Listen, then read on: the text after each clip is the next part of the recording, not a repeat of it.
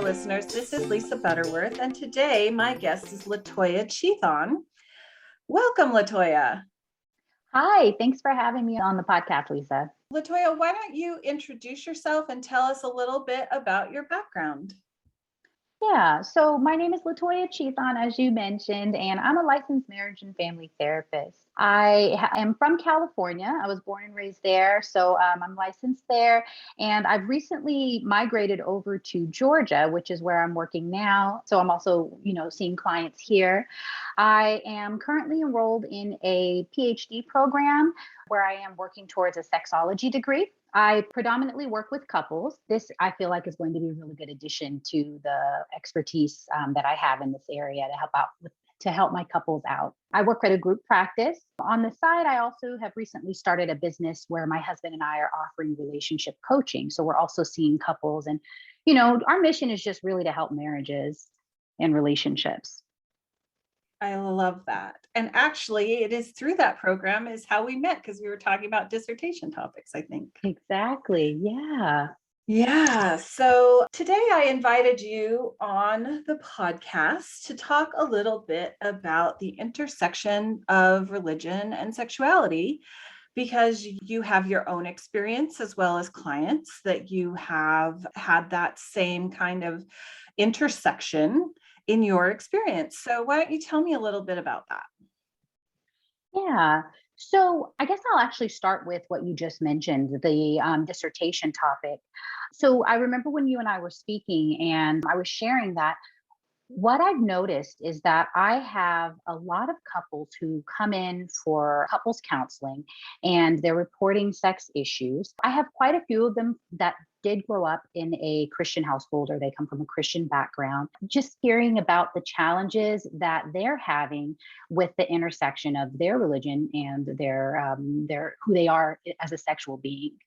So as I'm listening to these people speak about it, I'm just noticing that a lot of the things that they heard growing up, a lot of the what you should do and what you shouldn't do, and what it means if you choose to do these things, all of those limitations and boundaries that were set in their religion and in their community, they are kind of hearing those things once they've gotten married, and it's making it difficult for them to have a satisfying sex life. So that's the thing that kind of got me interested in really starting to research what is going on with the link between that. The biggest thing that I hear very often is that they were told that sex is not something that they're supposed to be doing before marriage, and if they do, there may have been different consequences that would be mentioned. So it's like they have this mental block that they then carry into the marriage, because it's the situation where it's like, don't do it, you can't do it. And then all of a sudden you get married and it's like, now you're supposed to do it. And it kind of has been leaving people, a lot of my clients, it's been leaving them a little confused. Like, I don't know how to move forward in this. And also just having a lack of education because of the promotion of just abstinence in their religious background. So I kind of wanted to start with that, just because I feel like that is pretty much was my experience as well growing up. So I come from a Christian background. I have been in church my entire life. And I remember the message was always, or anything related to sex was that it was, first of all, pretty hush hush. We're not supposed to talk about it. And second of all, it was something that in the religion, as well as, in the community, it was frowned upon to have sex before marriage.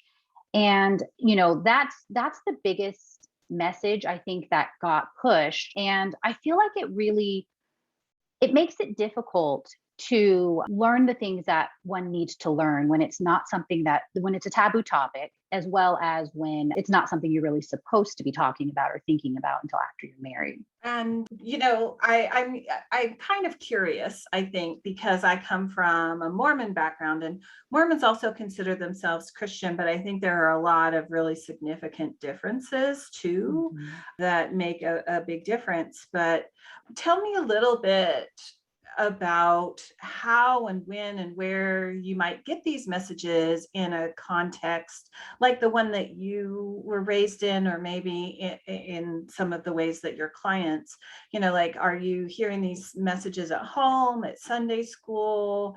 Like, who are the people giving them to you? Those kinds of things. Yeah, well, I feel like it was kind of everywhere. It was definitely something that I heard at home. One of the biggest things that I was told growing up was, not to have sex, not to have a boyfriend. I couldn't even have a boyfriend up until, but they didn't really give me an age, but basically don't have a boyfriend. And I took that to mean until I'm an adult. So that's one message that I got in Sunday school, what was focused on as well in the teenage classes and things like that. They would kind of talk about it. And there was a lot of fear behind it that was kind of pushed. And, it's oh, you're going to go to hell if you have sex before marriage kind of a thing. So it was really fear driven. I think it's also important to mention what you're saying is kind of like the difference in the denominations. So as I said, I grew up in California and I'm not from the South. So that's been an interesting transition for me to come to the South. Out there in California, my religious background was it was pretty much Baptist. So I feel like I got some of what people got out here in the South as far as the Southern Baptist, limitations and rules and things like that. I don't think it was quite as strict. I just want to say that because I think it's very interesting that as I've made the shift over to Georgia, which is considered the Bible Belt, there's such a different focus on religion. And I believe there's a different message, or not really a different message, but it just seems like the Christian religion especially is very big and very important out here. And it really contrasts with what I was experiencing out there. Yeah. So maybe more intense Yeah. and just more culturally relevant, maybe in the South than in California. Yeah, I would say that. And Yeah, I do identify. I am part of the Black community. So over in California, a lot of the traditions of the culture of the South, they were, a lot of people had migrated to California from the sure. South, so they brought with them their culture, their traditions, their religion. So it's similar, but it is different. So yeah, definitely more intense out here.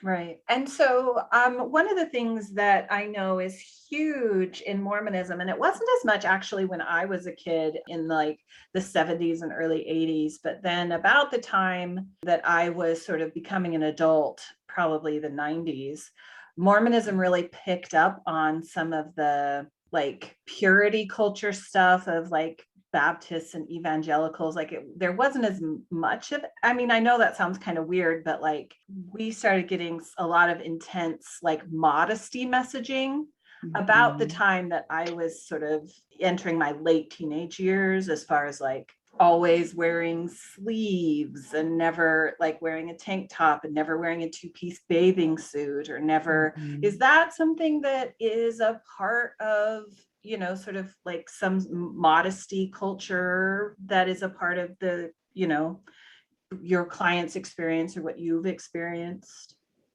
Yes, definitely. The purity, the modesty, that is something that was definitely taught in my religion as well. I think that once again, as far as the differences between what I experienced in California, I do still think that it was less enforced out there. But I think it also really depends on the church that you went to. So yeah, I mean the modesty, that's a good point, because that is something that was also really important and really pushed. And then also things like don't be in the room with someone of the opposite gender alone, things like that, just really trying to kind of protect. I feel like that would be the word that I would use, just trying to Yeah, protect people from right. sex. Yeah, I mean, there were a lot of similar like rules culturally and even sort of officially in Mormonism, as far as like don't only go on double dates, and only, like never be alone with a boy, or never, or a girl, anybody of the Mhm. opposite sex, which also doesn't necessarily protect you if you're not interested in somebody from the other sex. But Exactly. yeah. Yeah. And also a lot of the same things you talked about as far as like, don't talk about it. It's taboo to talk about because we're afraid if we talk about it, we'll make you want to do it.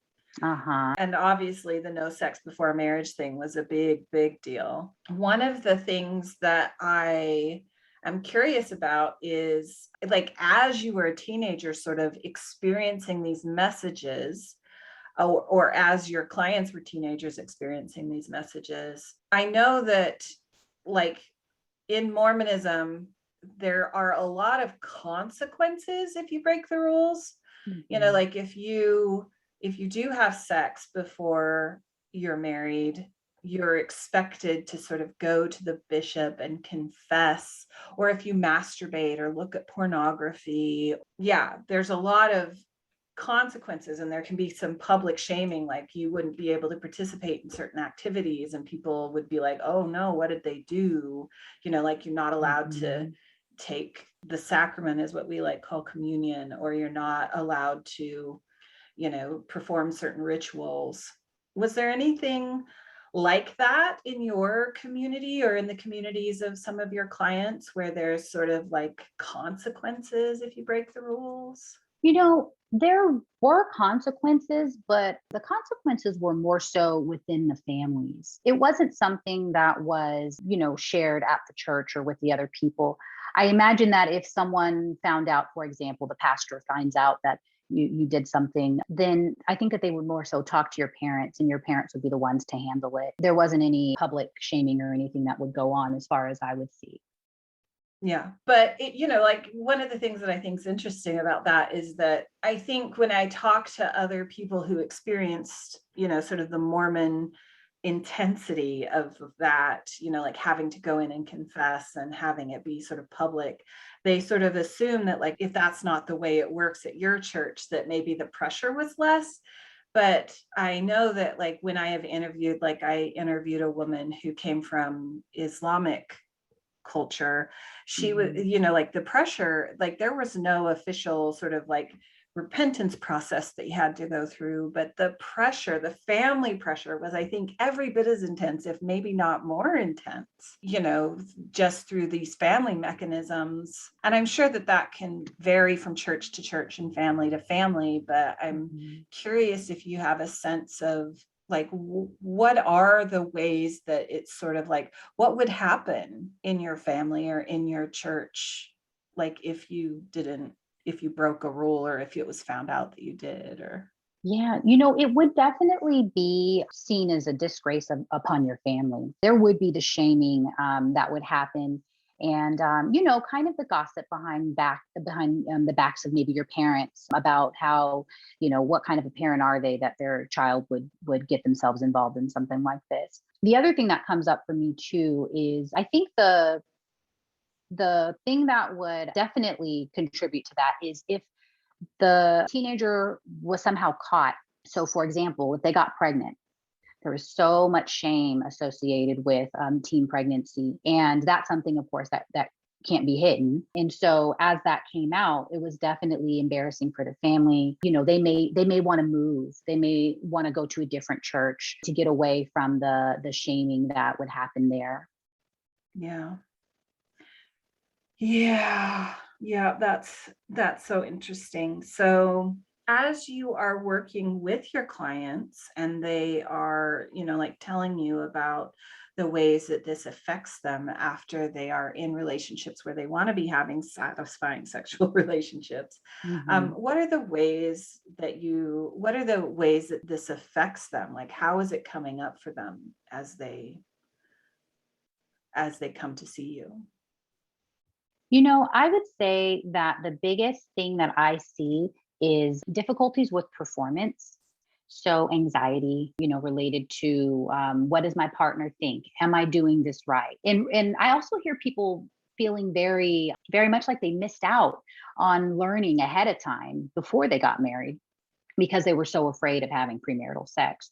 And so they're thinking that they don't really know how to do it right. And so that's a big thing that I'm hearing from the clients. And another thing that I hear a lot of is the desire piece, which also oftentimes will go hand in hand with the performance anxiety. But, just saying that they just don't want to have sex. They have no desire. They don't know why. And the thing that I feel like is such an important connection is that most of the time they say they feel like it's dirty. They feel like it's not what they're supposed to be doing. Even though they know I'm married now, I can, it's no longer quote unquote dirty, which is what, a lot of people would say in the community growing up. If you have sex before marriage, then, you're dirty, or those kinds of messages to just shame and prevent people from getting involved with sex. But those messages, they stick around. And so those are the things that they're saying that they think about sex. And sometimes those are the thoughts that are going through their head when it's time to have sex. And that causes a lot of anxiety. Yeah, that sounds really, really, really similar to a lot of the same things that come in with me, like that regret sort of for the experiences you didn't have, I feel like is often huge, because also another thing that happens for a lot of Mormons is they get married quite young, right? If you can't have sex before you're married and you're a normal, healthy sexual being, often the motivation to get married right away. Plus, like just culturally, we get married very young. So there is that, like, well, I don't know what I'm doing, or I missed out on other sexual experiences, and performance anxiety is huge, both for men and women. Yes. Feeling like, I think for men, it often looks like I'm supposed to know what I'm doing because I'm the man, Yeah. right? Like, but where would I have learned that? Exactly. Do you Yeah. also work with people who maybe didn't wait and then feel and that affects them in some way? Yes, that's exactly where I was going to go next. I do work with quite a few people who didn't wait. I mean, I would say probably the majority of the people I work with didn't wait. And what that meant was that they were hiding it. They were hiding it from their families, and living in a lot of secrecy growing up as they were having sex, and their families didn't know. So I think the hiding piece kind of comes into it too, and adds to the shame around sex. But oftentimes I typically have two people who did have sex before they got married with other people. And some of them, usually well, not usually, sometimes it can be pretty uneven. Like one partner may have had multiple partners, and the other person may have only had one before. And the people who had more experience, although they have more to bring sometimes to the bedroom, they have more experience to on how to do things the way that they like, or to be able to find out what their partner likes. They're just more experienced. However, a lot of times they are also carrying a lot of guilt and shame for the fact that they did have sex before marriage. And, that's not going to go away, unless they go to counseling and try to work through it. But that's something that can really stick around even after they're married. Even though there's like this release that everyone describes, like, okay, great, now we're married, so now we can do it. So it's kind of a release of the pressure. I think Yeah, that the messages that they heard throughout their lives are still in the back of their head, their minds in the situation. right. Yeah, I definitely, I feel like there's a lot of things that come with my clients with this, like I've definitely had clients where, one partner did wait and the other didn't, and the one who waited is sort of jealous or condemning or judgmental of the other person's experiences. I've definitely seen that. I've also seen people who feel insecure because they feel like their partner knows so much more than they Yeah. do, that kind of thing. Yeah, very true. And another thing that you had mentioned a moment ago, Lisa, that I wanted to comment on was that you mentioned masturbation and pornography. Those are definitely things that were also, frowned upon and shamed and things like that in our community growing up. We heard that masturbation is a sin and pornography is something that you're not supposed to be looking at. So those things also play into the relationships of people who are coming into my office as adults. They're married, they're adults, but maybe one of the partners who comes from the same religious background feels that pornography is wrong or masturbation is wrong. So the partner who is engaging in the masturbation and watching the pornography, then they have that shame that kind of continues. So it started with, I had to do this in secret as a teenager, and it was, otherwise I would have been shamed, and all these consequences would have come to me. And then I got married and now it's still continuing because now my partner's judging me for doing this. And my partner thinks that, I'm causing problems in our relationship because I'm sinning. Totally. Yeah, that's a big one. And then and like I will sometimes say that like the church almost taught us to lie about this because we had to choose, like we had Yeah. to choose between being seen as a worthy, valued member of the community, or we had to like be shamed and Mhm. rejected, right? and Yeah. and like some of our pretty normal sexual behaviors, we had to lie in order to be seen as a worthy member of the community. And that, like you do that enough and it becomes almost a habit, right? Like, Exactly. and you might recognize as an adult, like, I don't want to be lying to my partner, but it can really feel like when you're 12 years old, it feels like life and death to, Yeah. like publicly be shamed by your family. Mm. And so, it can still feel that way even when you're 25 and that you're not going to be publicly shamed necessarily for looking at pornography. It can still feel like life and death. Yeah. And, I think that can really cause someone to feel like, what's wrong with me? Why am I doing this? How come I can't just follow the rules? Right. I think that it also can cause people to start questioning their religion. Is God upset with me because I'm doing this? And, I just feel like it's compulsive. Like I just can't stop. Is something wrong with me? Yeah. That's a really common, I think, shared experience across many different religious cultures. Yeah. So tell us some of the ways that you address this with your clients and maybe even in your own life. Yeah. Well, as far as with my own life, I'll start with I go to therapy. I think that therapists need therapy just like everybody else needs therapy. So, this is something that could come up when I'm talking to my personal therapist. And then as far as my clients, I kind of start with the emotion underneath. I like to practice emotionally focused therapy. So I really want to help them to see what is their emotional need that's going on underneath and how can they figure out what's going on with themselves and then go ahead and express that to their partners. And then how, as a partner, can they be more receptive to what information is coming to them?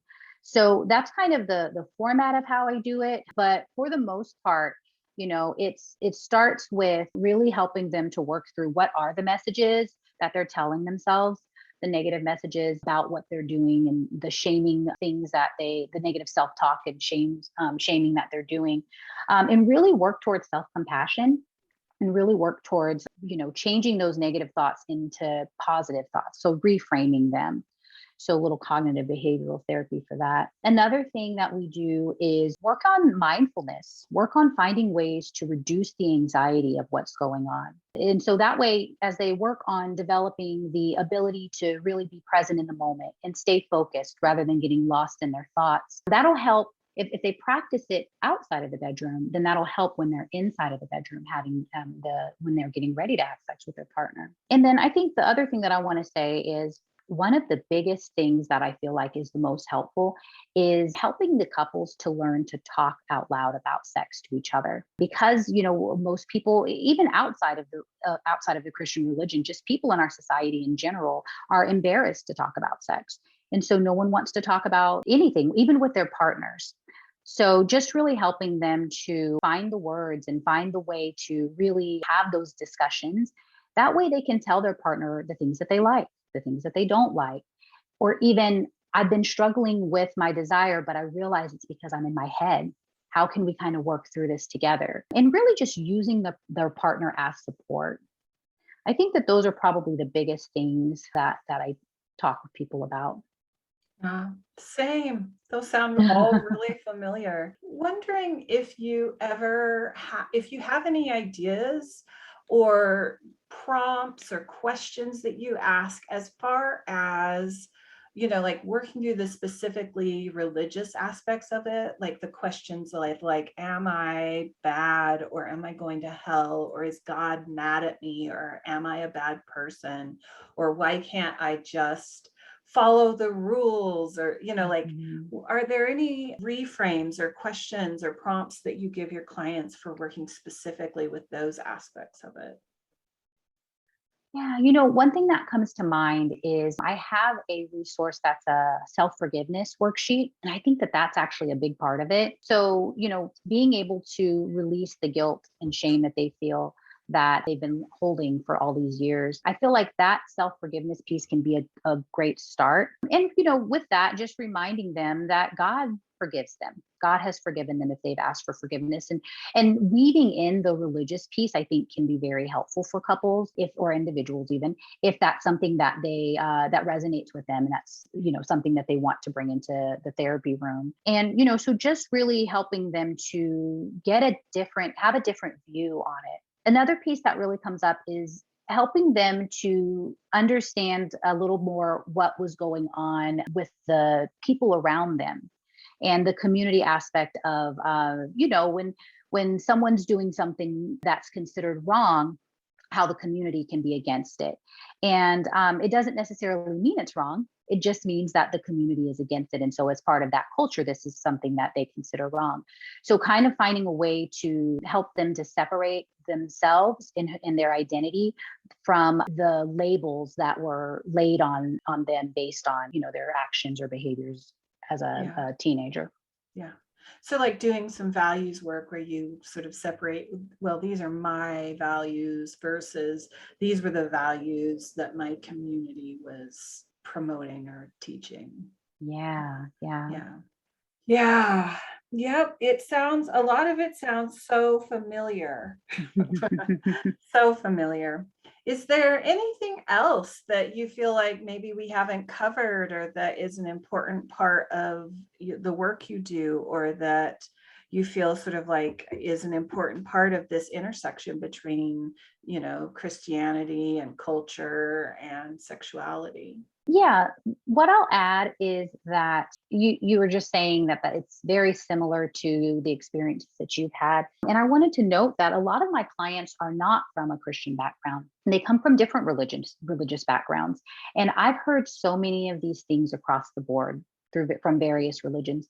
And I'm sure that you've also heard that as well, Lisa, because I know you've been interviewing people from different religious backgrounds. But it's just so interesting to see the consistencies of the shame and the guilt and the condemnation that kind of goes across the board. Yeah, and the fear, Yeah. the fear. Yeah, and it's one of those things that I'm super curious about it, like why is it that, like, all of these different religions and cultures and so much fear around our sexuality, and like, the the details are often a little bit different, but the general Hmm. themes are so similar. Yeah.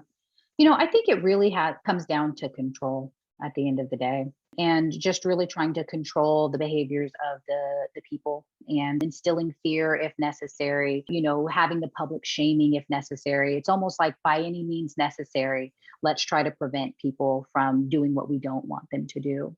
Right. It's very unfortunate. I think that I know I keep going on, but one more thing I'll say is that it's it's very unfortunate to the community, because the reality is that kids are having sex. It's Yeah. happening, and so instead of us being able to really provide them with the tools that they need to do that safely, to do that without shame, and to develop a healthy sexual identity during the times when they're really forming their identity, instead of us being able to provide that, we're blocking it and trying to pretend like it's not happening. Right. And that's the biggest piece that I think is really damaging us pretty much as a society, Right.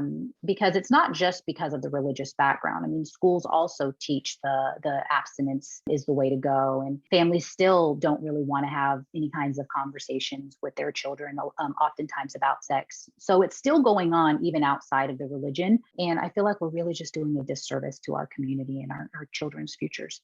Right. Yeah, I mean, it just doesn't work. right? Yeah, Like as we can see. yeah, it doesn't work. It doesn't prevent the teenagers from having sex. And it also is having these long-term functioning consequences on adults, even the adults where like society would approve or different cultures would approve of those people. They should be having sex, but they're still not able to function because of all of the, all of the messages and the fear and it just doesn't go away. Yeah. So well, it was so wonderful to interview you. Thank you so much for coming on to the Mormon Sex Info podcast. Oh, yes. Thank you so much for having me, Lisa. This was good. I really enjoyed talking about this. And it just really is helping me to get prepared for my dissertation project. So it's good stuff. Wonderful. Well, when you are in the heat of it or when you're done with it, why don't you come back on and tell us how it went? Oh, that sounds great. I can do that. Yeah, I would love it. All right. Thank you so much. You're welcome, Lisa. Take care. Take care. Hey, Mormon Sex Info podcast listeners, go ahead and make a donation if you feel like our podcast has been helping you out. It helps us to pay our editors, and it is a wonderful thing to do. All right. Bye, y'all.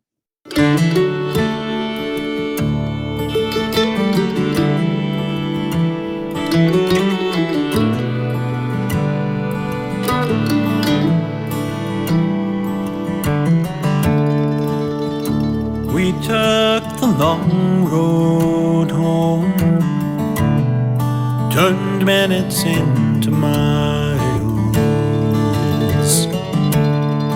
and as the evening traveled on, the sunset bathed your smile. We stopped beneath the desert stars, wrapped in each other's arms. Was as simple as I love you, an ordinary, extraordinary truth. It's been a long road here, a trail with tears, pain and sorrow too. But through every storm we traveled on, like lovers do. And if sometimes we fell apart, we always came back home. Was as simple as I love you, an ordinary, extraordinary truth.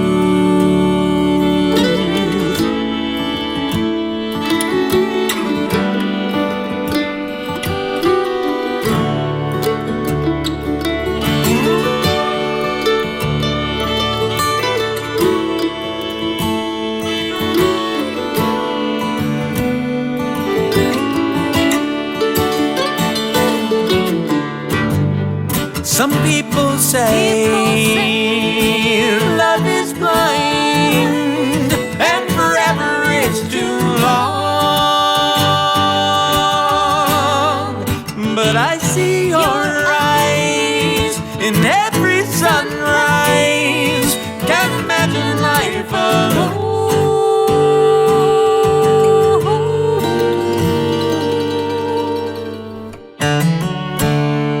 Let's take the long road on together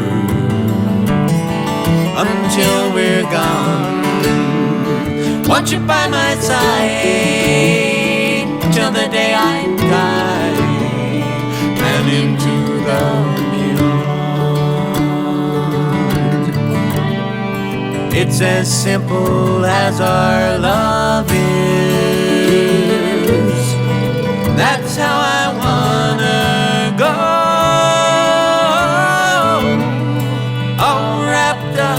in the arms of our extraordinary. It's nothing ordinary love.